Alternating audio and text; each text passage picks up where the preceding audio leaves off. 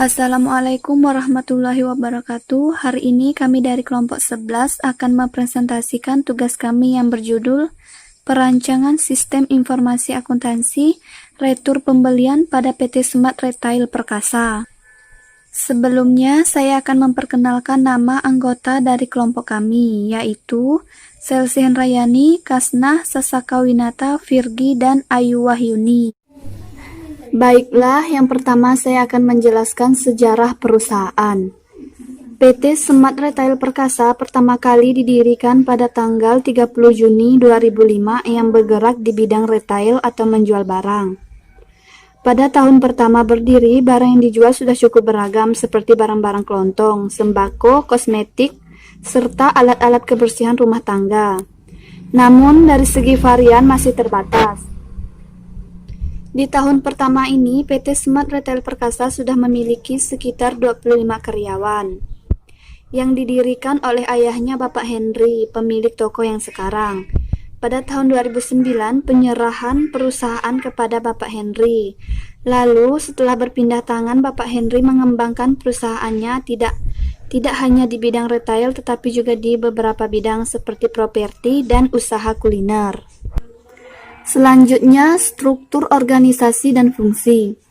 General Manager membawahi asisten manajer gudang, membawahi asisten manajer keuangan dan personalia.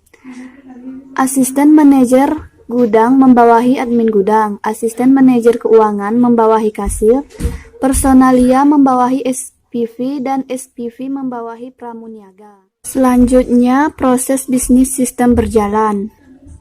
Yang pertama, proses masuknya barang. Admin gudang menyerahkan faktur PO kepada sales di hari Selasa. Selanjutnya, faktur PO diisi oleh sales. Kemudian, pramuniaga mengecek dan mengkonfirmasi barang-barang yang akan diorder pada hari Rabu. Pramuniaga menyerahkan faktur PO yang telah dicek kepada admin bagian gudang. Admin gudang melampirkan faktur PO yang telah dicek oleh pramuniaga. Pemilik toko menandatangani faktur PO. Sales melakukan penagihan kepada admin bagian keuangan atas barang yang telah diorder pada hari Kamis. Supir mengantarkan barang yang telah dipesan. Admin gudang mencocokkan faktur PO serta barang yang diantar oleh supir dari supplier. Admin bagian penerimaan melakukan pengecekan berupa tanggal kadaluarsa dan kondisi barang, seperti barang rusak dan jamur. Admin bagian input mengambil sampel untuk input data pada form penjualan. Admin bagian input memberikan kode inputan yang berbeda untuk barang yang terkena pajak dan yang tidak terkena pajak. Yang kedua, proses retur. Barang-barang yang akan diretur dibawa masuk ke gudang oleh pramuniaga. Kemudian disortir bagian retur. Barang dicek terlebih dahulu datanya sebelum diinput oleh admin retur. Kemudian barang tersebut dicek fakturnya. Jika barang tersebut sudah di ACC pemilik toko, maka barang tersebut dibawa oleh supir dari PT produk yang bersangkutan. Sebelum barang dibawa oleh supir barang, akan dicek ulang oleh supir tersebut. Kemudian admin retur akan mengecek hasil faktur tersebut pada pengiriman.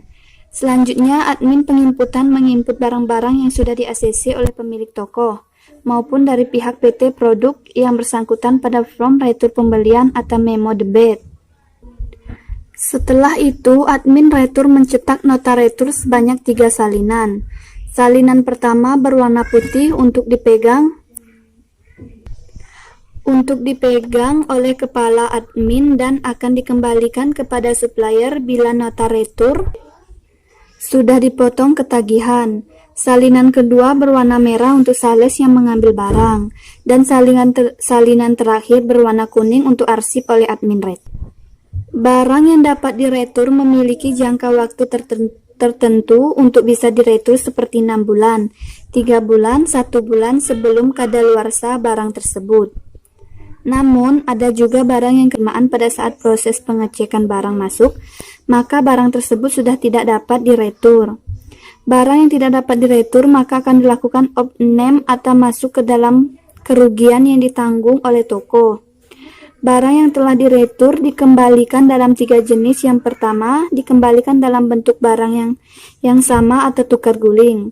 Yang kedua, jumlah barang returan dikembalikan dalam bentuk pemotongan pada tagihan selanjutnya. Dan yang terakhir, jumlah barang returan dikembalikan dalam bentuk pembayaran secara tunai oleh pihak supplier.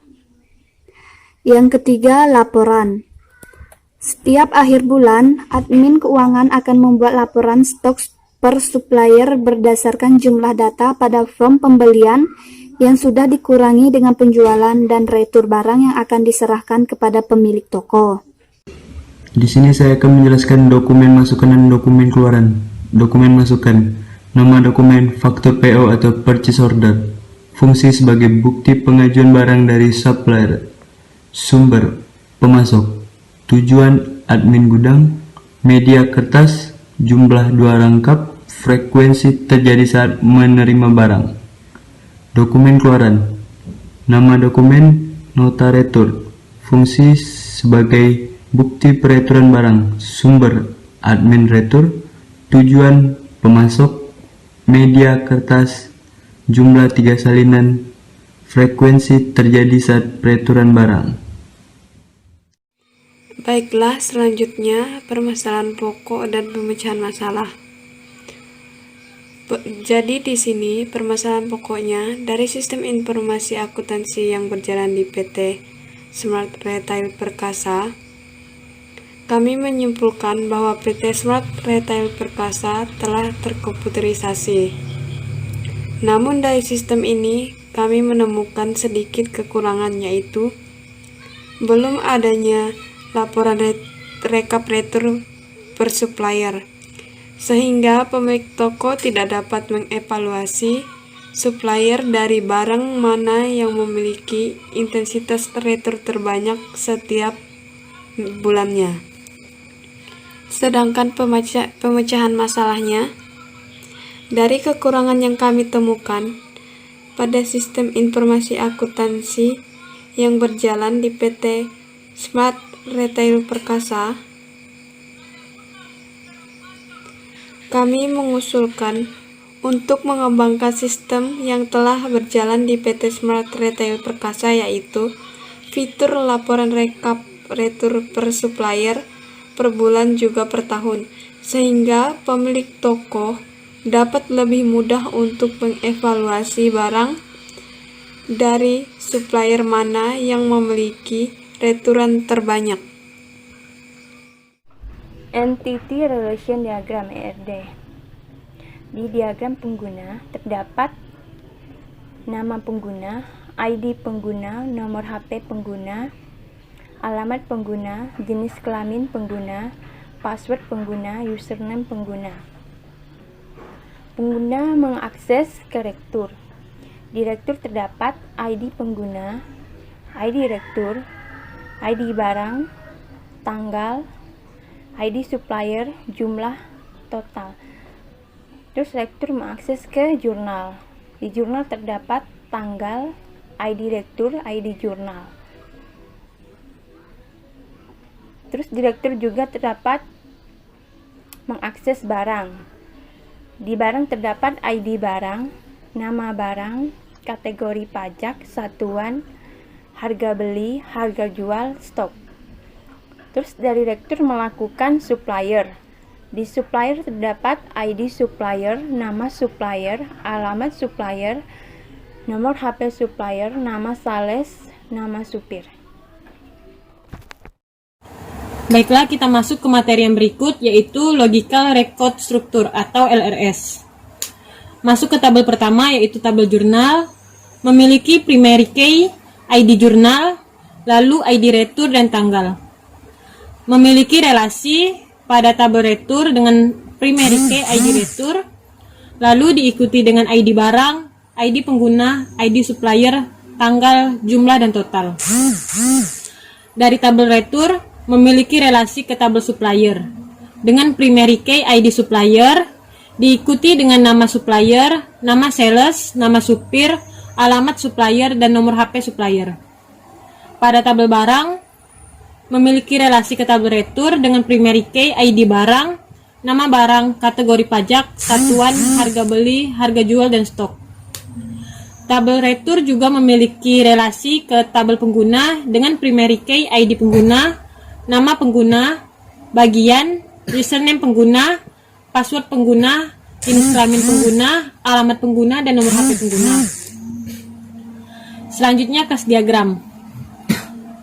Tabel pertama yaitu tabel barang, memiliki atribut ID barang dengan tipe data integer, nama barang dengan tipe data varchar, kategori pajak dengan tipe data enum, satuan dengan tipe data varchar, harga beli dengan tipe data varchar, harga jual dengan tipe data varchar, dan stok dengan tipe data varchar. Memiliki operasi tambah, edit, dan hapus. Tabel selanjutnya yaitu tabel retur dengan ID retur yang memiliki tipe data varchar, ID pengguna dengan tipe data integer, ID supplier dengan tipe data integer, ID barang dengan tipe data integer, tanggal dengan tipe data date, jumlah dengan tipe data varchar, dan total dengan tipe data varchar. Memiliki operasi tambah, edit, dan hapus. Selanjutnya tabel pengguna. Tabel pengguna dengan atribut yaitu ID pengguna dengan tipe data integer, nama pengguna tipe data varchar, bagian dengan tipe data enum, username pengguna dengan tipe data varchar, password pengguna dengan tipe data varchar, jenis kelamin pengguna dengan tipe data enum, alamat pengguna dengan tipe data teks, dan nomor HP pengguna dengan tipe data varchar. Memiliki operasi tambah, edit, dan hapus. Selanjutnya tabel jurnal.